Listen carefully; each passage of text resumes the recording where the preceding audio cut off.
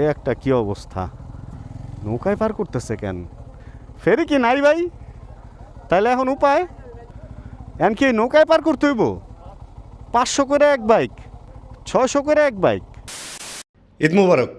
আর ঈদের দিন তো বাসায় গেছিলাম, বাসা থেকে এসে এমন কিছু ঘটনা ঘটছে যেটা হচ্ছে আজকের ভিডিওতে শেয়ার করব। আজকের ভিডিওতে আমরা বাইক নিয়ে বের হব, আজকের ভিডিওতে আমরা একটা লং ট্রিপের জন্য বের হব। অ্যান্ড তারপরে কী কী ঘটনা কই থেকে যে কই যাবে ভাই, এই ঘটনা আমিও জানি না, এই জন্য হচ্ছে এইভাবে ভিডিওটা স্টার্ট করলাম। ফার্স্টে হচ্ছে আজকে বলি, আজকে ঈদের দ্বিতীয় দিন যখন এই ভিডিওটা শ্যুট হচ্ছে, মানে ওই পেছনের ভিডিওটা যেটা আপনারা দেখবেন। হ্যাঁ, আমি বাইক নিয়ে বের হয়ে গেছি। কী কী কাহিনী হয়েছে চলেন বাইকে বলি, তারপর কী কী কাহিনী যে হবে এবং কী কী কাহিনী যে ঘটবে, আমরা যে কই থেকে কই যাব ভাই, এইরকম থ্রিলিং, চিলিং এবং আজগবি টাইপের ঐতিহাসিক ঘটনার ভ্লগ আমার চ্যানেলে এই প্রথম। তাহলে চলেন আমরা ভিডিও শুরু করি, আমরা ওই মনিটরে চলে যাই। রৌদ্র উজ্জ্বল আকাশ, যেটা সকাল থেকে এরকম ছিল না, কারণ আমি ঘুম থেকে উঠছি 8:30টায়। অ্যান্ড আমাদের সাথে হান্টার ভাই হচ্ছে আমাকে ঘুম থেকে উঠাইছে আর কি। অ্যান্ড আমাদের প্ল্যান ছিল আসলে সকাল সকালই বের হয়ে যাওয়ার, নওগাঁ ঢুকবো, এই সেই অনেক প্ল্যানই ছিল। আজকের ভিডিওটা যে কোন পার্ট থেকে কোন পার্ট কোন জায়গায় যাবে আমি জানি না সত্যি কথা। তবে সবচেয়ে বড় কথা, এই দেখেন কত কিছু নিয়ে যেতেছে। সবচেয়ে বড় কথা হচ্ছে একদম খুব বেশি ভালো লাগতেছে যে এতদিন পর আবার ঢাকার বাইরে যাচ্ছি। এখনও যদিও ঢাকার বাইরে বের হই নাই, সামনে আমিনবাজার ব্রিজটা পার হইলে হচ্ছে আমরা ঢাকা থেকে সাভারে ঢুকবো। এই পর্যন্ত আমরা ঢাকাতেই আছি। আর এই যে দেখেন রোড ল্যাম্প জ্বলতেছে, কিন্তু এগুলো আসলে কি কাজের, কে মানে? 2-3-4টা ট্রাফিক কন্ট্রোলার দিয়েই এগুলা কন্ট্রোল করতে হইতেছে। আচ্ছা, আজকে আমাদের রোডে যেটা হচ্ছে খুব বেশি কেয়ারফুল থাকতে হবে ওটা হলো স্পিড মিটার, মানে যেই রোডের স্পিড যত ওই রোডে আমাদের অততে চালাইতে হবে। বেশি স্পিড তুললে কিন্তু মামা ধরা খেয়ে যাব। বাসের প্রচণ্ড ভিড় আছে আজকে ঈদের দ্বিতীয় দিন, সেই তুলনায় ভিড় অনেক বেশি। আর ডেস্টিনেশন তো বললাম বের হওয়ার সময় যে আমাদের ডেস্টিনেশন ছিল হচ্ছে সরাসরি রংপুর, কিন্তু এখন আজকে যে কোন জায়গায় কোন দিকে কই যাব এখন নিজেও জানি না। ফার্স্টে যাচ্ছি হলো পাবনার আশপাশে কোনো এক জায়গায়। জীবন ভাই বললো আরিচা ঘাট দিয়ে পার হইতে, পাটুরিয়া ঘাট না আরিচা ঘাট। আরিচা ঘাট হচ্ছে সোজাটা, পাটুরিয়া তো মাথায় গিয়ে আমরা বামে চলে যাই। অ্যান্ড সোজা ঘাট দিয়ে আমি পার হই নাই, খুব ছোটোবেলায় একবার পার হয়েছিলাম লঞ্চে, মেবি হালকা হালকা মনে পড়ে। আর এখন হচ্ছে আজকেই পার হব এরকমটাই ব্যাপার স্যাপার বা ইচ্ছা আছে। তো জীবন ভাই বললো এদিক দিয়ে তাড়াতাড়ি হবে, আর যদি আমি ওদিক দিয়ে ফুড ভিলেজ দিয়ে সিরাজগঞ্জ দিয়ে যাই তাহলে ওনার যেটা করতে হবে, ওনারও প্রায় 2 ঘন্টার একটা বাস জার্নি করতে হবে। এখন দুদিকে দুজনের কষ্ট করার কিছু নাই, তার চেয়ে আমি এদিক দিয়ে গিয়ে ওনাকে তুলে নেই। আর পালসার F250টা নিয়ে বেরোইছি। বাইকটা অনেক বেশি ময়লা, এখন রাস্তায় ময়লা হবে, বৃষ্টি হবে, এই কারণে ময়লাটা নিয়ে বের হয়ে গেছি। মেইন ডেস্টিনেশনে যাওয়ার পরে যদি দেখি আবহাওয়া ভালো তাহলে ওয়াশ করে পরিষ্কার করে নিব। আর কি অবস্থা রে ভাই, এদিকে তো গাবতলিতে বাসে পুরা রাস্তাটারে এমনভাবে ওরা এটারে গ্র্যাব করে রাখে বা হ্যাং করে রাখে বা ধরে রাখে, দেখেন যাওয়ার কোনো অবস্থাই রাখে নাই। ডান পাশের একটা লেন তো রাখবে যেটা দিয়ে মানুষ চলাফেরা করবে, বাট না, কোনো লেন রাখে নাই, একদম ফুলফিল আটকায় দিছে। যাক, মনে হয় আমরা কাছাকাছি চলে আসছি আমিনবাজার ব্রিজের। অ্যান্ড ব্রিজটা পার হইলে হয়তো আমরা ভালো একটা রোডই পাবো বলে আমি আশা রাখতেছি। তবে ওই রোডের জন্য মানে এইটা থেকেই যাবে, আসলে না পাওয়ার যেই বেদনা ওটা থেকেই যাবে। আমরা যদি ওই রংপুর রোড দিয়ে যাইতাম, যেটা কি বলে ওটারে, মানে ওই যে ওই রোড বুঝছেন তো, গাজীপুর দিয়ে ওদিক দিয়ে, মানে ওইটা বেস্ট ছিল, ওই রোডটা বেস্ট ছিল। ইনশাআল্লাহ আসার সময় আমরা ওই রোড দিয়ে আসবো, এরকমটা ইচ্ছা আছে। বাকি আল্লাহর ইচ্ছা। এখন সহি সালামতে পৌঁছে সহি সালামতে আবার ফিরে আসতে পারলে এটাই হচ্ছে সবচেয়ে বড় পাওয়া। আর এই রোডটাও যে খারাপ তা না, একটু ওই রোডের চেয়ে ছোট রোড বা চিপা রোড, বাট এটাও নট ব্যাড, এটারে খারাপ বলা যাবে না। এই রোডটাও লাস্ট যখন আসছিলাম তখন তো অনেক সুন্দর হয়ে গেছিলো অলরেডি, আর দেখছিলাম যে আরও কাজ হচ্ছিল। আজকে তার অনেক দিন পর যাচ্ছি, দেখেন এই রোডটাও কিন্তু একদম খারাপ না। এদিক থেকে খুলনা যাওয়ার রাস্তা, রাজশাহী যাওয়ার রাস্তা, রংপুর যাওয়ার রাস্তা, এখানেও যেহেতু রংপুর যাওয়ার রাস্তা দিছে তার মানে আমরা ভুল রোডে নাই। আর আমি উইন্ড ব্রেকার 2টা পরে নিছি, কারণ আজকে ঢাকার শহর যত আলোই দেখা যাক, যত রোদই দেখা যাক, কিন্তু ভাই প্রচণ্ড পরিমাণ ঠান্ডা বাতাস। 2টা উইন্ড ব্রেকার পরার পর আমার শরীরে কোনো বাতাস ঢুকতেছে না। ভিতরে একটা মোটা গেঞ্জি পরা, পেছনে ব্যাগ বাঁধা, পরে দেখাবো নে, এগুলা নিয়ে হচ্ছে রওনা হইছি, মানে এই অবস্থা নিয়ে রওনা হইছি। অ্যান্ড তারপরেও এইখানের বাতাসে আমাকে একটু ঠান্ডা একটা ফিল দিতেছে। অ্যান্ড এইদিকে রোড দেখেন ভাই, এইদিকে রোড দেখেন, this is call long ride and this is call ভাই। এখন মনে হইতেছে যে উইন্ড ব্রেকার তো 2টা পরছি, নিচে পায়েও কিছু পরা উচিত ছিল। জিন্সের প্যান্টের ফাঁক ফোকর দিয়ে ঠান্ডা ঢুকতেছে, সেই শীতের দিনের মতো ঠান্ডা একটা ফিল হইতেছে। ও প্রিয়াস, মাই লাভ। যাই হোক, সুন্দর পরিবেশে সুন্দর একটা রাইড হবে ইনশাআল্লাহ। আজকে একটা মজা করে ইন্ট্রো দিব। Hey everyone, this is Syed Mohammad Iqbal. Welcome to my YouTube channel and Facebook page also, MSI Vlogs. Super cool feeling and super cool road. 5 number গিয়ারে 90 স্পিড প্লাসে চলতেছি, কিন্তু ভয় একটাই, কোন সময় স্পিড গান এসে কি করে দেয়। সত্যি কথা মনে হইতেছে সারা রাস্তা কথা বলতে বলতে যাই, কিন্তু memory card and battery support এরকম হবে না। এই কারণে আমাদের একটু বুঝে বুঝে আরেকটু বুঝে বুঝে এইভাবে ভিডিও করতে করতে যেতে হবে। অ্যান্ড ঈদ মৌসুম হওয়াতে রাস্তায় দেখেন মোটামুটি অটোর চাপও কম, পুরা বম।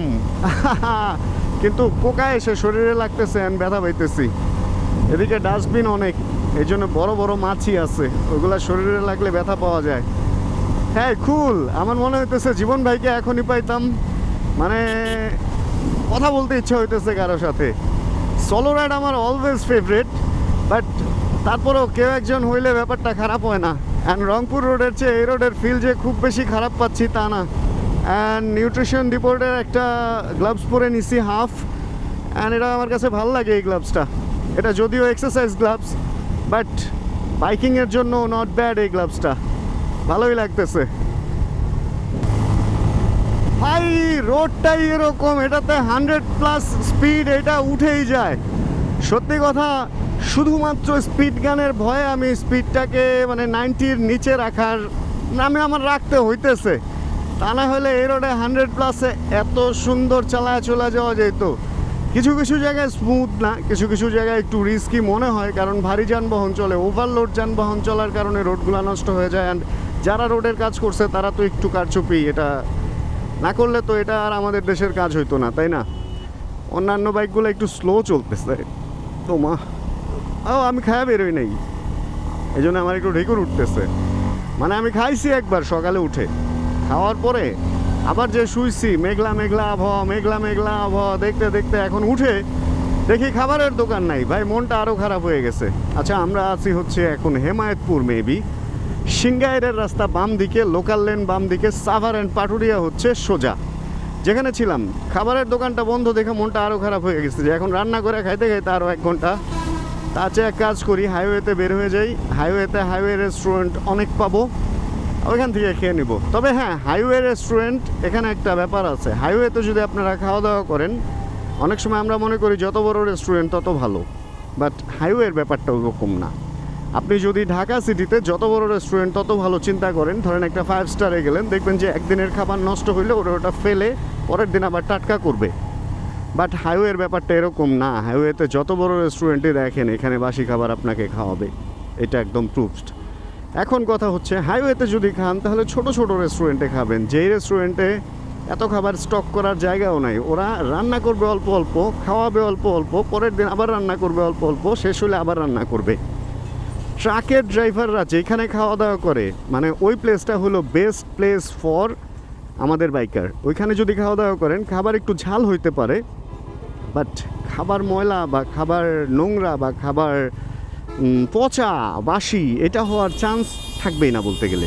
এই কারণে তুমি এরকম এই মানে পিছে এসে এরকম হর্ন দিলে কেমন হইব? আমি যাম না, পি দিতেছে, মানে মনে হয় যে আমার যাইতে হইব না, ওই বাসের চাপ খাইছে। আরে ভাই একটু পিছে আয়, তুই ছোটো, মানে তুই বড় আমার চেয়ে, তো তোর একটু বুঝা চলতে হবে না? আমি ছোটো মানুষ, আমি জেন্দা ঢুকে যেতে পারুম, তুই কই দিক দিয়ে পারবি না। এই যে এই গাড়িটা এখান দিয়ে যেতে পারতেছে না, বাট আমি হলে চলে যেতাম। তো কিছু জিনিসের কিছু সুবিধা আছে। আবার ও যেমন ব্রেক করে থামায় ফেলতে পারবে 4 চাক্কা, আমি ওটা পারবো না। তো যার যার ল্যাক তার মেনে নিতে হবে, যার যার বেনিফিট তার বুঝে নিতে হবে। এখন রাস্তা ফাঁকা, আমাকে টেনে চলে যেতে হবে, থামা যাবে না। তবে ভেরি কেয়ারফুল এই রোডে। আমার যেটা মনে হচ্ছে, এই বড় বড় গোল চত্বরগুলা দিয়ে এই অটোগুলা এই দেখেন ঘুরে আবার উল্টা রওনা হবে মামায়, হ্যাঁ সেই। তো এগুলা হচ্ছে খুবই রিস্কি। আপনি স্পিডে থাকলে যে কোনো সময় এগুলার সাথে মুখোমুখি সংঘর্ষে অবস্থা খারাপ হয়ে যেতে পারে। সবচেয়ে বেশি ভাঙ্গে হচ্ছে কলার বোন বাইকারদের, কারণ আমরা এইভাবে সামনের দিকে থাকি না, সামনে মুভ করা একদম কলার বোনটা, যেটা শোল্ডার বিউটি বোন, ওটা গিয়ে কাটাস করে পাইপের মতো বোন ভেঙে যায়।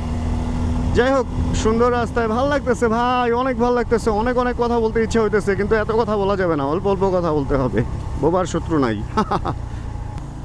উলাইল এলাকার নাম উলাইল, নবীনগর সোজা লোকাল লেন বায়ে উপজেলা পরিষদ ও বায়ে দেখাইতেছে। উলাইল বগুড়া অ্যান্ড সিরাজগঞ্জ সোজা যেতে হবে। সিরাজগঞ্জ দেখলাম 140 কিলোমিটার, তার মানে এখন সময় কয়টা? রোদের আলোতে মিটারও দেখা যায় না।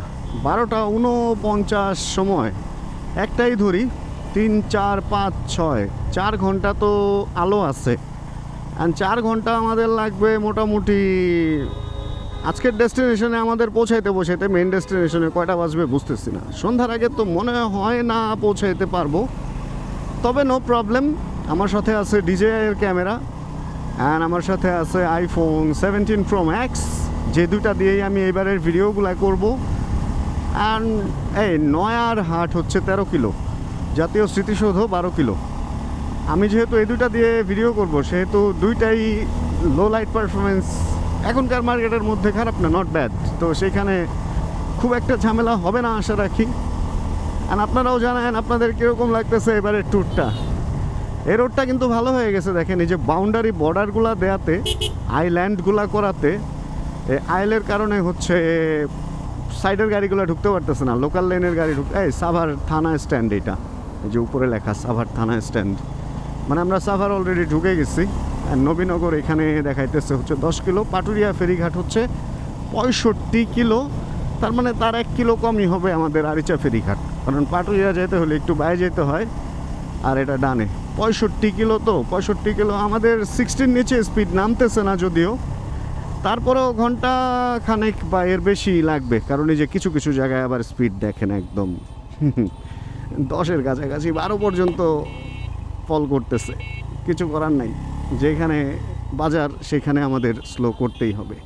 আল্লাহ, এত স্লো করতে হলো যে স্পিড 0-তে চলে আসছে। পার হচ্ছে রেডিও কলোনি লেখা দেখলাম। আর এদিকে একটা রেডিও অফিস আছে সাভারের স্মৃতিসৌধের আশপাশেই, ওইখান থেকে বাংলাদেশ বেতার যে ওইটার সম্প্রচার ওইগুলা টেকনিক্যাল ব্যাপারগুলো সম্ভবত এখান থেকে মেনটেন করা হয়তো বা হয়। তো এইটার কলোনি এখানে, বাট অনেক ভিড়, বাস টাসের অনেক ভিড়। আর একটা জিনিস চোখে পড়লো, আরে ভিড় ভাড়টা তো ভালো লাগতেছে না। একটা জিনিস চোখে পড়লো হচ্ছে, ধরেন এদিক থেকে আমরা কালিয়াকৈর বা অন্য সাভার বা যে কোনো জায়গায় তো যাই, এমন তো না যে যাই না, এদিকে যাওয়া হয়। তো তখন থাকে একরকম চোখের নজর, তখন চোখ থাকে একদিকে, যে রাস্তা কোন দিকে বা কী, কতটুকু স্পিডে চলবো ওইগুলা। অ্যান্ড আজকে যেহেতু আমরা লং দূরে যাচ্ছি, এই জন্য আমাদের চোখগুলা বারে বারে পড়তেছে হচ্ছে কোন জায়গায় কত কিলো কোনটা, মানে পুরা এই সমস্ত দিকে খেয়ালই নাই যে এদিকের বাজার কেমন কি ওইগুলা। আমাদের মেইন নজর হচ্ছে যে আমরা যেখানে যাব বা যেই জায়গাগুলো যাওয়ার ইচ্ছা আছে ওইগুলা কত দূর, এইগুলাই নজরে পড়তেছে। ধামরাই নাকি এটা ভাই, প্রচণ্ড পরিমাণ জ্যাম এখানে, প্রচণ্ড, আর ভাল লাগতেছে না। স্মৃতিসৌধের মনে হয় কাছাকাছি চলে আসছেন। বসন্তে নতুন পাতাগুলো সুন্দরই লাগতেছে, তাই না? বাংলাদেশ লোক ও প্রশাসন কিছু একটা অধিদপ্তর মেবি। ওরে ভাই, হেলমেটের মধ্যে এসব পোকা লাগে, এই হয় সে হয়, পুরা ফাপড়। তো হেলমেট ছাড়া যারা এই রোডে বাইক চালাবে তারা জীবন্ত লাশ হয়ে যাবে। যাই হোক, ক্ষুধা লাগছে, আর না খেয়ে রওনা হয়েছি বললে ভুল হবে। 2 স্কুপ ওটসের সাথে 1 স্কুপ ওয়ে প্রোটিন গুলিয়ে দেন খেয়েই বের হয়েছি, কিন্তু তারপরেও আমার ক্ষুধা লাগছে। এখন স্মৃতিসৌধটা পার হওয়ার পর মোটামুটি রোডঘাট হলো একটু বেশি ফাঁকা ওই সাইডটা, আর ওই সাইডের রাস্তা এতদিনে বড় হয়ে গেছে আশা রাখি। ওরকম একটা বড় রাস্তার পাশে ছোট একটা দোকানে ভাত এখন না খেলেও আমার মনে হয় 2টো কলা আর যদি অন্য কোনো কিছু পাই, আমি যদিও সুগার একদমই খাই না, বাট এই লং ট্রিপগুলোতে শরীরে পাওয়ার রাখার জন্য হালকা সুগারি ড্রিঙ্ক বা হালকা চিনিযুক্ত খাবার, যেমন এই যে কলা টলা টাইপের, এগুলা খাইলে ক্যালোরি অ্যান্ড এই সাপোর্টটা পাওয়া যায়, আর ইনস্ট্যান্ট একটা এনার্জি পাওয়া যায়। বিসিটা বলে একটা সাপ্লিমেন্ট আছে, যদি চান আপনারা এটাও খাইতে পারেন লং ট্রিপে। যদি আমি নিয়ে বের হইতে ভুলে গেছি বা আমার কাছে জায়গা ছিল না, তাহলে বিসিটা বলে এটা যদি নিয়ে বের হওয়া যায়, যখন এটা অ্যাড লাগবে 2 চুমুক দিয়ে নিলে একদম ইনস্ট্যান্ট এনার্জি। টাঙ্গাইল হলো 64 কিলোমিটার, রাজশাহী 229 কিলোমিটার। নর্মালি আমরা হাইওয়ের ভ্লগগুলো যেরকম করি ওইভাবেই হাইওয়ে রাইড এনজয় করতেছিলাম, বিভিন্ন রকম টিপস ট্রিক্স এগুলা নিয়ে কথা বলতেছিলাম, সবই ঠিক আছে। এর মধ্যে হঠাৎ করে একটা ঘটনা ঘটছে।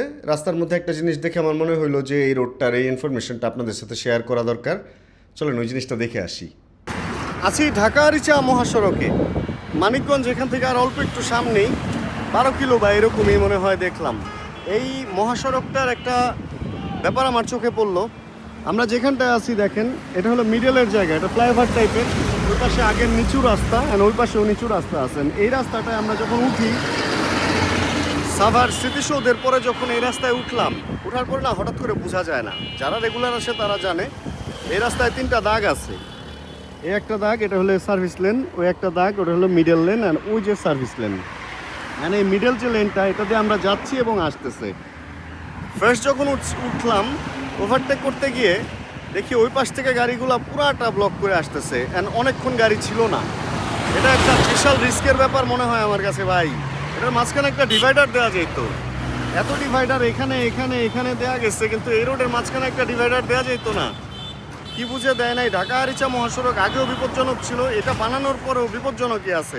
একই রোড দিয়ে মানুষ যাচ্ছে, দেখেন একই রোডে যাচ্ছে, একই রোডে এই দিক থেকে আসতেছে, আর মাঝে মধ্যে এই দাগ ক্রস করে এই পাশে চলে আসতেছে ওই পাশের গাড়ি, মাঝে মধ্যে এই পাশের গাড়ি ওই পাশে দাগ ক্রস করে চলে যেতেছে। ঝুঁকি রয়েই গেছে। এই পর্যন্ত ঘটনাটা নর্মাল ছিল, এবং আমি ওইখানে যখন থামছি তখন আমার একটা ফোন আসে। ফোনটা আগেই আসছিলো, আমি আসলে ওইখানে থামার পর ফোনটা ব্যাক করি, অ্যান্ড ব্যাক করার পর যে ঘটনাটা ঘটে, আমাদের রানা ভাই ফোন দিয়ে বলে ভাই কই যাচ্ছেন। আমি বলি আমি রংপুরের দিকে হয়তো ঢুকবো, রাস্তায় জীবন ভাই আছে বা এরকম। ওনাকে বলার পরে উনি বলে তাহলে দাঁড়ান আমিও যাবো। অ্যান্ড এইখানেই হচ্ছে আসল মজা। যাই হোক, চলেন আমরা এইখানে কথা না বাড়াই, ভিডিওতে কিছু ব্যাপার আছে ওইগুলো দেখলেই একদম ব্যাপারগুলো ক্লিয়ার হয়ে যাবেন। চলেন ভিডিওতে আবার মুভ করি। গাড়ি বা বাইক ধরা কিভাবে খায় দেখেন। এখানে সর্বোচ্চ গতিসীমা 40 দেয়া, রোড হলো এরকম 70-80 উঠবেই, অ্যান্ড স্পিড গানে 40-এর উপরে পাইলেই আপনাকে কেস করে দিতে পারবে। সাভার হাইওয়ে থানার সামনে 40 কিলো অনলি এই রোডে, তাহলে কতটুকু স্লো চালাইতে হবে এবার বুঝে নেন ভাই। রিস্ক ওই রোড থেকে বের হয়ে গেছি, অ্যান্ড এই রাস্তাটা দেখে না থেমে আর পারলাম না ভাই। এত সুন্দর করই গাছ, আলাদিনস পার্ক আছে বাম পাশে কোনো এক জায়গায়। এত সুন্দর করই গাছ ভাই, এত সুন্দর করই গাছ, পুরা ছাদের মতো লাগতেছে। ফোন দেয় কে? রানা ভাই ফোন দেয়। রানা ভাই কি খবর? রানা ভাই ফোন কিন্তু খোলা রাখে। আমার ফোন অলওয়েজ চালু ভাই, আমি থেমে হইলেও ফোন ধরবো। আর আমি মোটামুটি ওই ধামরাই পার হইলাম তো, মানিকগঞ্জ সদরেই আছি, আপনি আসেন। আমি এই যে বের হইছি বুঝছে। ওকে ওকে। আমাদের বন্টন বন্ধ করে তাহলে পেরোল লাগবে কিন্তু। আরে ধরো, আমার ফোন যদি লাইনে না পান জীবন ভাইরে ফোন দিয়েন, উনি সামনে আছে, ওনার কাছেই আমি যাব। এটা বুঝছি, জীবন ভাই তোর সেই ইয়াতে মেহের কই বাসা। মানে আমার ফোন তো বন্ধ থাকবেই না, ধরেন ইন কেস অফ কোনো কারণে অ্যাক্সিডেন্ট করলাম বা কিছু, জীবন ভাইরে যোগ। না আমি ওই যে আরেকটা আপনার তো নাম্বারও আছে, নাম্বারটা আমার কাছে আছে তাই না? হ্যাঁ আমার ভাই নেট অলওয়েজ অন আছে, আর নাম্বার আমি দিয়ে রাখতেছি আবার। আচ্ছা নাম্বার দিয়ে রাখেন। ঠিক আছে ঠিক আছে, ওকে ওকে ঠিক আছে ভাই, আসেন। আমাদের রানা ভাই, জিম রানা ভাই, ওনার সাথে মাত্র একটু আগে কথা হয়েছে, অ্যান্ড উনি কি বললো জানেন? বললে ধর আমার রেখা চলে যেতেছেন, এটা কোনো কথা ভাই? বাইরে হয়েছি একা, রাস্তা থেকে দেখবেন এইভাবে এইভাবে। এই ট্যুর যে আসলে কোন ট্যুর, কোন জায়গা পর্যন্ত গিয়ে পৌঁছাবে এইটা বলা টোটালি মুশকিল। যাই হোক, রাস্তা আগের চেয়ে মোটা হয়েছে, কিন্তু গাছগুলো এখনও আছে। নিচে হচ্ছে ক্ষেত টেত আছে, ভুট্টা অ্যান্ড আরও কী কী যেন, হলুদ টলুদের ক্ষেত সম্ভবত। অ্যান্ড এগুলো আগের রাস্তা, সেই আগের ব্রিজ, আগের রাস্তা, ওই পর্যন্তই ছিল বড় রাস্তা। সামনে হয়তো আবার বড় রাস্তা পাবো, অ্যান্ড বড় রাস্তাও ঠিক এই রোডের মতোই রিস্কি। আরিচা রোডটা হচ্ছে সবচেয়ে বেশি অ্যাক্সিডেন্ট এবং ঝুঁকিপূর্ণ রোড। আমরা যারা 90s-এর কিড আমরা তো জানি, মানে 90s-এ যারা আমরা একটু একটু বুঝি, তখন থেকেই শুনি যে এই রাস্তাটা ওরকম, মানে অ্যাক্সিডেন্টের পরিমাণ এই রোডে বেশি। এখন লেটস সি, জয় পুরা আছি আমরা যে এখন কি অবস্থা আছে রাস্তাটার। তবে আমি এখন আগের চেয়ে অনেক সেফটি অ্যান্ড সিকিউরিটি ইনশিওর করেই রাইড করি। বাট আসলে ও বাবা রে বাবা, বাট আসলে অ্যাক্সিডেন্ট নিজের দোষে কয়টাই বা হয়। আসলে অ্যাক্সিডেন্টটা ওয়ান কাইন্ড অফ ইনসিডেন্ট, তো ওইটা আসলে কেউ ইচ্ছা করে করে না, হয়ে যায় এই আর কি। হ্যাঁ এই তো আবার হচ্ছে সেই ধরনের রোডে ঢুকছি, মানে বাজারগুলোতেই সাইড করে দিচ্ছে নর্মাল রাস্তা, অ্যান্ড যারা স্ট্রেট চলে যাবে তাদের জন্য এই মিডলের রাস্তাটা করে দিচ্ছে। ঘো ঘোলরা হচ্ছে 16 কিলো। যাই হোক, রানা ভাইকে বলছি হচ্ছে আমি যেহেতু খাওয়া দাওয়া করার জন্য একটু থামবো, আমি হয়তো মানিকগঞ্জ সদরের আশপাশেই থামবো। অ্যান্ড রানা ভাইকে বলছি যে আপনি রওনা হয়ে যান, ওনার হয়তো আস্তে আস্তে আমার খাওয়া দাওয়া শেষ হইতে হইতে উনিও চলে আসবে, দেন আমরা একসাথে রওনা হব। অ্যান্ড জীবন ভাই এখনও জানে না যে রানা ভাইও আমাদের সাথে অ্যাড হচ্ছে। মানে ইট উইল বি ফান। আমার মনে হচ্ছে যে এই ট্যুরটা অনেক ফান সমৃদ্ধ একটা ট্যুর হবে, নট ফানি, ফান সমৃদ্ধ একটা ট্যুর হবে, এরকমটাই আমার মনে হচ্ছে। ট্রাক বে আছে হচ্ছে বাম দিকে, মানে ট্রাক স্ট্যান্ড, ট্রাক বে নাকি না, এই যে এটা ট্রাক বে, ট্রাক বে বে বে এম্পোরিয়াম বে, ট্রাক বে কী জিনিস গুগল করে দেখতে হবে। আচ্ছা যাই হোক, আমরা হেরে একটা খাবারের দোকান মনে হয় পার হইলাম, আবার খাবারের হেরে আরেকটা খাবারের দোকান মনে হয় পার হইলাম, বাট না এগুলো না। আমি খাবো হচ্ছে যেখানে অনেক ট্রাকের ভিড়, সেই সমস্ত জায়গায় একদম টাটকা খাবার। অ্যান্ড খুব ভারী কিছু খাবো না, যদিও এখন তো আর ভারী কিছু খাই না, মানে আমার খাবার তো অনেক বেশি ব্যালেন্স ডায়েট হয়ে গেছে। তো ট্যুরে আসলে খাবার কীরকম কী হবে জানি না। যাই হোক, 4-5টা ডিম খাইয়ে ফেলবো, তাহলেই হয়ে যাবে। প্রোটিনের চাহিদাটা পূরণ হইলেই হয়। আর যেহেতু জিম বন্ধ আছে ঈদের জন্য, সেহেতু প্রোটিন অত বেশি লাগবে না। ওই পার ডে মোটামুটি 70-80 গ্রাম প্রোটিন ইনটেক করতে পারলেই চলবে। বর্ষার পানি আসা শুরু হয়ে গেছে দেখা যাচ্ছে, সেই আগের আরিচা রোডের ফিল পাইতেছি। দেখেন উপরে গাছপালা সব, সেই ফিল, সেই চিল ফিল পুরা দমে। অ্যান্ড এই রোডে কিছু রিস্কি যানবাহনও চলে, যেগুলো হচ্ছে এই যে এইগুলা আমার সামনে দেখেন, 2টা লোক তো দরজার বাইরেই দাঁড়ায় আছে।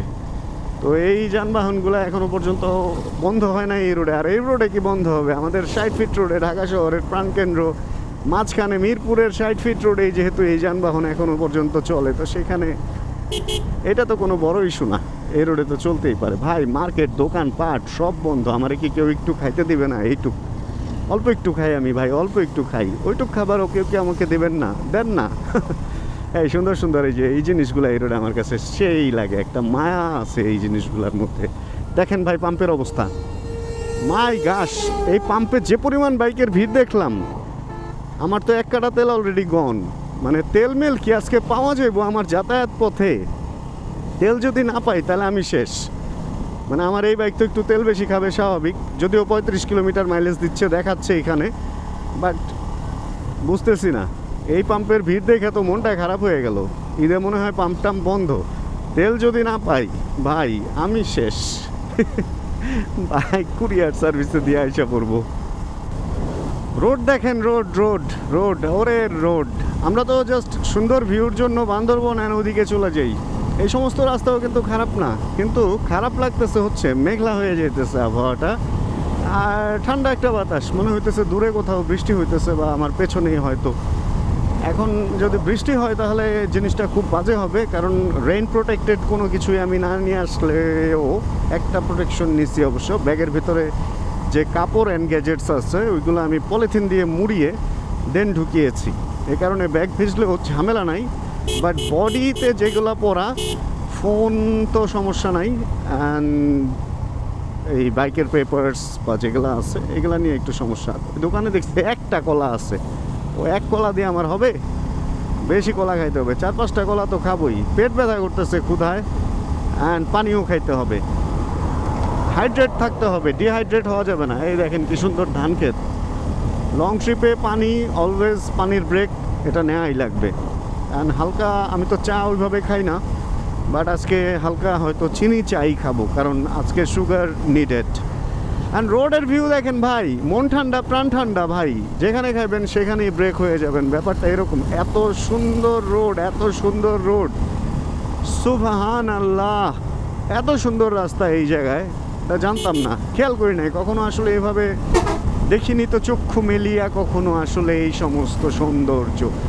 ও ভৌতিক সৌন্দর্য ভাই, ভৌতিক সৌন্দর্য বলে এটাকে, ভূতের মতো সুন্দর লাগতেছে, ডাইনি বুড়ির আঙ্গুলের নখের মতো সুন্দর লাগতেছে এই সৌন্দর্যটা আমার কাছে। মানিকগঞ্জ আর বেশি দূর নাই, হঠাৎ করে দেখি এখানে রাস্তা শেষ, আর পরে দেখি আরে না রাস্তা শেষ, এটা আবার নিচ দিক দিয়ে মনে হয় পাস করে দিছে। এই বাসের পিছে পড়লে তো আজকে খবর আছে, আর এই চিপায় ঢুকে যদি আটকায় যায় তাহলেও খবর আছে, বাট ঢুকে গেছি। বাসগুলোর আগে বের হয়ে যেতে পারলে শান্তি। সম্ভবত একটা ব্রিজের কাজ হচ্ছে এখানে, যে কারণে হচ্ছে এই অবস্থা চলতেছে। খুব বেশি ঝামেলাও না, কিন্তু এই যে লোকজন উল্টাও আসতেছে, ওই পাশ দিয়ে না আসে এই পাশ দিয়ে বাইক নিয়ে ঢুকে গেছে, এই কারণেই হয়তো জ্যামের পরিমাণ এখানে বেড়ে গেছে। বিশাল গর্ত সামনে, তার মানে ব্রিজের কাজ চলিতেছে। এই কারণে এখানে একটা সাব রোড বানিয়ে এই লাইন দিয়ে নয়া ডিঙ্গি এলাকা দিয়ে পার করে দিচ্ছে সবাইকে। যাই হোক, ঈদ হওয়াতে মোটামুটি রাস্তা ফাঁকা। এই বাবু, তুমি আমাকে দেখো না কেন, কি দেখো? আচ্ছা যাই হোক, ও বাইকে উঠে ভেরি এক্সাইটেড। ও মাগো, ও মাগো, ও মাগো, কেমনে কেমনে আসে। খাবারের দুঃখে হয়ে গেছি পাগল। একটু পরে বেশি ক্ষুধা লাগলে হয়ে যাব ছাগল, খাবো গাছের পাতা। কি বলি ছাতার মাথা। এই দোকানে যদি থাকে কলা, আমি এখানেই দিব ওই লোকের কানে মলা। কলা কলা কলা, এ কলা কলা কলা, কলা দরকার আমার, কিন্তু কলা নাই। কলা কি ঈদ করতে গেছে নাকি কলা? ও কলা, তুমি কি ঈদ করতে গেছো? বাসা ভাড়া দেখলাম। এইদিকে আমি একটা জিনিস একটু বেশি দেখতেছি, সেটা হলো ভুট্টার চাষ। প্রচুর ভুট্টার চাষ হয় এখানে, অ্যান্ড বেশ ফ্রেশ লাগতেছে। না খেয়ে যদিও একটু মাথা পাগল পাগল লাগতেছে, বাট আবহাওয়াটা ভালো তো, ফ্রেশ লাগতেছে। অ্যান্ড মেঘ তো একসাথে হয়ে যাচ্ছে, কখন যেন বৃষ্টি হয়, আমাকে ভিজিয়ে দিয়ে যায়। দেখেন চিপাও মাগো। সাবধান, সামনে রোড ডিভাইডার, সামনে রোড ডিভাইডার আছে। এই দেখেন, এইভাবে যেতে থাকবেন, যেতে যেতে যেতে যেতে যদি ওটা আপনি না পড়েন, তাহলে অন্ধকারে এটার মধ্যে গিয়ে দাবাস দিয়ে অনেকে বাড়ি খাইছেও। এই কারণে লিখে দিছে সাবধান, সামনে রোড ডিভাইডার। এই কারণে রোডের যেই স্পিডটা আইডিয়াল দেওয়া থাকে ওইটা মানা উচিত, কারণ ওই স্পিডে চললে আপনি আশপাশের এই লেখাগুলোও পড়তে পারবেন। সায়েন্টিফিক্যালি ওইভাবেই এই লেখাগুলো দেয়া যে আপনি অতটুকু স্পিডে চললেই এগুলো পড়তে পারবেন। অ্যান্ড গোলোরা গোলোরা গোলোরা আমরা চলে আসছি। গ্লোরিয়া জিন্স, গোলোরা, অনেক বল না গোলোরিয়া জিন্স, এই গোলোরা জিন্সে আমরা চলে আসছি। এখন আর একটু পরেই আমাদের মানিকগঞ্জ। ওইখানে যদি খাবার না পাই তাহলে আমার আজকে দিন শেষ। পাটুরিয়া হচ্ছে আর 33 কিলোমিটার অনলি, তার মানে আমাদের ঘাটও এরকমই। এখন রানা ভাই কতক্ষণে আসতে পারে, ওইটার জন্যই আমাদের অপেক্ষা করতে হবে। এই যে এখানে লেখা আছে আরিচা হচ্ছে অনলি 30 কিলো, মানে 3 কিলোমিটার কম। আমরা যাব আরিচা ঘাট। এইখানে দেখি বুলাইলের মতো এন্দা ভাগ হয়ে গেছে। ওয়াই জাংশন, এটা হচ্ছে Y junction, Gholora Y junction. OMG, এই বড় ভাইকে আমি ক্রস করে আসছিলাম, এরপরে তো বড় ভাই চেতে গেছে পালসার নিয়ে। ভাইয়ের স্পিড দেখছেন, আমি যদি ওনার সমপরিমাণ স্পিডে থাকি 80+, অ্যান্ড উইদাউট হেলমেট ওনারা এত স্পিডে, উইদাউট সানগ্লাস কিনা জানি না, ও না, রাইডার সানগ্লাস পরা, এই কারণে প্রবলেম নাই। কিন্তু পেছনে যে বসছে তার তো অবস্থা খারাপ আমার যেটা মনে হয়। যেটা আসলে ঝামেলা কি, এই যে রোডগুলা ভাই এমন খড়খড়া, এই রোডে স্পিড তোলা খুব দায়। ওনারা রেগুলার চালায় বলে ওনাদের এরকম লাগে। আমাদের 80+ উঠলেই মনে হয় ব্রেক করলে আর থামবে না। ডুয়েল চ্যানেল এবিএস থাকাতে কিছুটা তো আসলে শান্তিতে থাকতেছি। আমার যদি এবিএস ছাড়া বাইক হইতো, এই রোডে আমি 60ও তুলতাম না ভাই, 60ও তুলতাম না, আমি 50-এর মধ্যে স্পিড রাখতাম। এই খড়খড়া রোড, খুবই খড়খড়া রোড ভাই এগুলা। এই ব্রিজটা তো সুন্দর, আরে অনেক বড় ব্রিজ, কিন্তু ব্রিজের নিচে কোনো এক সময় ছিল নদী, যা শুকিয়ে এখন নদীর কোনো অস্তিত্ব তো নাই, হয়ে গেছে ক্ষেত। এইগুলারে আবার পুনর্বাসন করা উচিত এই নদীগুলা। দেখেন নদী এই যে মাঝখানে একটু আছে, তাও মানে তার মধ্যেও ধরেন যে এরকম হয়ে গেছে, খালের মতো একটু আছে, এও ব্রিজের নিচে এইসব মানে বরবাদ হয়ে গেছে। দাঁড়ান আমরা একটু এখানে দাঁড়াই, এই জিনিসটা দেখি। রিক্সাটা না এসে আমার আবার, এই কিরে শালিক, তোরা কি জোড়া? মনে তো হয় জোড়া। ওয়েট, আপনাদেরকে আমি এই জায়গাটা দেখাইতে চাই। চাবি হাত থেকে পড়ে যাস না, মানিজ্জত থাকবে না। দেখেন ধান ক্ষেত, এই যে মাঝখানে একটু নদী আছে ওই পর্যন্ত, এটার মাঝখানে আবার ধান ক্ষেত হয়ে গেছে, ওদিকে আবার একটু বড় আছে। এই দুরবস্থা হচ্ছে এইখানে, নদীর অবস্থা খারাপ। এত বড় একটা ব্রিজ, অথচ নিচে নদী ব্রিজের ডিমের সমান, বাচ্চার সমানও না। ও মা, চলে আসছি কাছাকাছি। উমারে কই যে টান দেয় রগে, অনেকদিন পর বাইক চালাইতেছি না। অ্যান্ড 65 কিলোর বাইক নিয়ে বেরিয়েছিলাম ট্রিপ 1-এ, এখন 115 কিলো চলতেছে। ইয়ো কিলোমিটার পাচ্ছি পার লিটারে 35 করে, এরকমটা মিটারে দেখাইতেছে। বাকি আল্লাহর ইচ্ছা। এই কই আসস ভাই? পুরা রাস্তায় তোর? অবশ্য ওই পাশে ভ্যান ছিল, বেড়াই বা কী করবে। এখন তো ক্ষুধায় মাথা ব্যথা করতেছে, এবার তো আমি না খাইলেই না। কলা, একটা কলা মন্ত্র পড়ি তারান। কলা কলা কলা তুমি কই গেলা, চলে আসো তাড়াতাড়ি, আমার পেটে চুহা দৌড়ায়, করছে বড় বাড়াবাড়ি। এই মন্ত্র পড়ে দিলাম ফু। কলা তুমি ঘোরাঘুরি বন্ধ করে চলে আসো।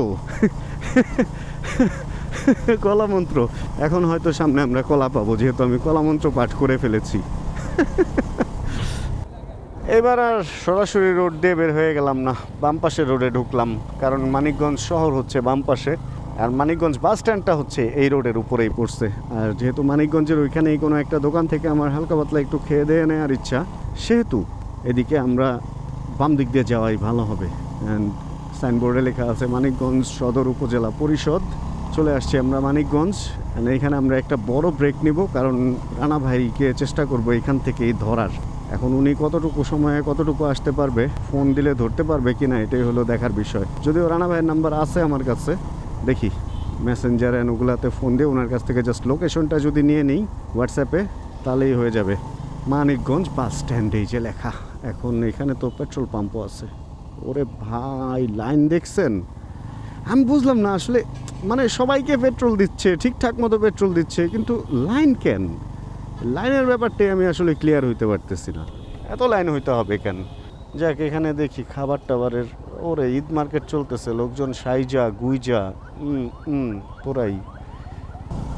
মানিকগঞ্জ শহরে রেস্টুরেন্টের চেহারা আমার পছন্দ হয় নাই, এই কারণে আমি আর একটু আগায় যেতেছি। রানা ভাই এসে ফোন দিলে বলবো না কেন পাম্পগুলোতে এত ভিড়, এটার পেছনের কারণ হচ্ছে ঈদে মানুষ ঘুরতে বের হয়েছে। কারণ এখানে পেট্রোল অকটেন লেখা থাকলেও এই পাম্পে আবার মোটরসাইকেল ওইভাবে নাই, সম্ভবত এই পাম্পে পেট্রোল নাই বা এরকম কিছুই হবে। আমার যেটা মনে হচ্ছে সব পাম্পে পেট্রোল নাই, অ্যান্ড এই কারণে হচ্ছে কিছু পাম্পে পেট্রোল আছে, তো সবাই ওখানে ভিড় জমাইতেছে। এই যে এইখানে দেখেন মোটরসাইকেল আছে বাট লাইন নাই, মোটরসাইকেল দাঁড়ায় আছে, হয়তো পেট্রোল আসবে বা কিছু, বাইক ওয়েট করতেছে যে এখান থেকে হয়তো পেট্রোল নিবে। আমার মোটামুটি ভালোই পেট্রোল আছে, আমি হয়তো নদী পার হয়ে ওই পারে গিয়ে নিলেও আমার ঝামেলা হবে না, অনেক পেট্রোল আছে। আমি এটা দিয়ে হয়তো বা আমার আজকের পুরা দিনের ট্রিপটাই শেষ করতে পারবো, বাট তারপরও রিস্ক নেওয়া যাবে না। অল্প অল্প মানে হাফ ট্যাঙ্কে নামলেই আবার হাফ ট্যাঙ্ক লোড করে নিতে হবে, তা নাহলে পেট্রোল না পাওয়া গেলে তখন বোঝা যায় আসলে পেট্রোলের ঝামেলাটা, বা অকটেন না পাওয়া গেলে আর কি। যাক, বেশ সুন্দর রাস্তায় বেশ সুন্দর রাইড আমরা করতেছি, আর ক্ষুধা ছাড়া আর সব কিছু ঠিকই আছে। এখন যে দোকান পাবো সেই দোকানেই থামবো, কলা পাইলে ভালো, না পাইলে অন্য কিছু খাইতে হবে, কিছু করার নাই। অবস্থা খারাপ। চলতে চলতে চলতে চলতে সামনে দেখতেছি রাস্তাটা অনেক উপরে উঠে গেছে। এরকম একবার স্বপ্নে দেখছিলাম, মানে এরকম রোড দেখে দেন স্বপ্নে দেখছিলাম, আর হঠাৎ করে আমার মনে হলো কিরে স্বপ্নের ওই রোডটাই নাকি, এরকম রোড আরও আছে, বাট স্বপ্নে একবার এরকম রোড দেখে ভয় পেয়ে গেছিলাম, কিরে আকাশের দিকে চলে যেতেছি নাকি। এটা হচ্ছে তরা সেতু, তরা সেতুর আশপাশেই আমি দাঁড়াবো। সেতুটারে দূর থেকে অনেক বড় লাগছে, কাছে আসার পর একটু ছোটো লাগতেছে। এই যে ওই দোকানে কলা পাইছি রে, কলা তো পাইছি, সাথে আরও কিছু জিনিস পাইছি। একটু সাবধানে পার হইতে হয় হ্যাঁ এই সমস্ত রাস্তাগুলা, কারণ অনেক স্পিডে আসে সবাই। যে কটা কলা আছে সবগুলা না খাইতে পারলেও মোটামুটি আজকে কলার সাপার করে দিব। আর যদি রানা ভাইয়ের মধ্যে আইসা পড়ে তাহলে তরমুজও সাপার করে দিব, একটা দুইজনে মিলা। লে হালুয়া, ও ব্যাটারিগুলো রাখছি এই ব্যাগে, গরমে চার্জ না চলে যায়।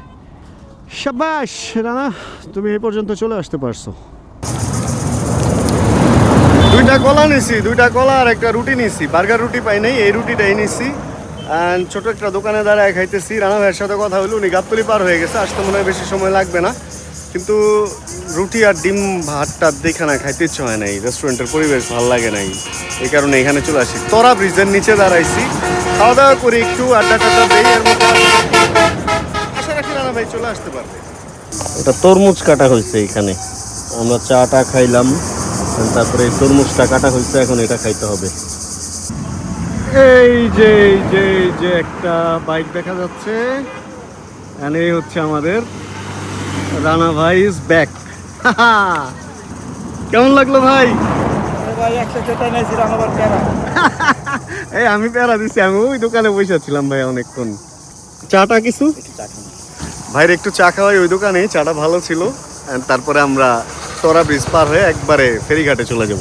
রানা ভাইয়ের সাথে একসাথে হওয়ার পর রানা ভাইয়েরও বেশি একটা আসলে দাঁড়ানোর ইচ্ছা ছিল না, একটু চা খাইছে। অ্যান্ড ওনারা ওই তরমুজটার দাম নেয় নাই যেটা আমাকে ওনারা খাওয়াইছে, নিজেরা খাওয়ার জন্য কাটছে এবং আমি গেস্ট এই কারণে আমাকে খাওয়াই দিছে আর কি। অ্যান্ড রানা ভাইয়ার আমি সরাসরি চলে গেলাম হচ্ছে ওই মোড়টায় যেখান থেকে হচ্ছে ওই পাটুয়ারি বা কি যেন ওই ঘাট আর হচ্ছে আরিচা ঘাট, এই ঘাটের যেই জায়গাটা আর কি, এইখানের নাম উথুলি মেবি। আবার চলেন ভিডিওতে ব্যাক করি।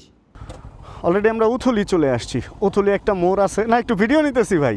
আমরা ঢাকা থেকে ওদিক দিয়ে আসছি, আর উথুলি মোড় থেকে এদিকে হলো পাটুরিয়া। আর পাটুরিয়া না যে আমরা ওই দিক থেকে ঢাকা থেকে এসে দেন এদিক দিয়ে সোজা ওই যে আরিচা এবং পাবনার রাস্তা ওইটা।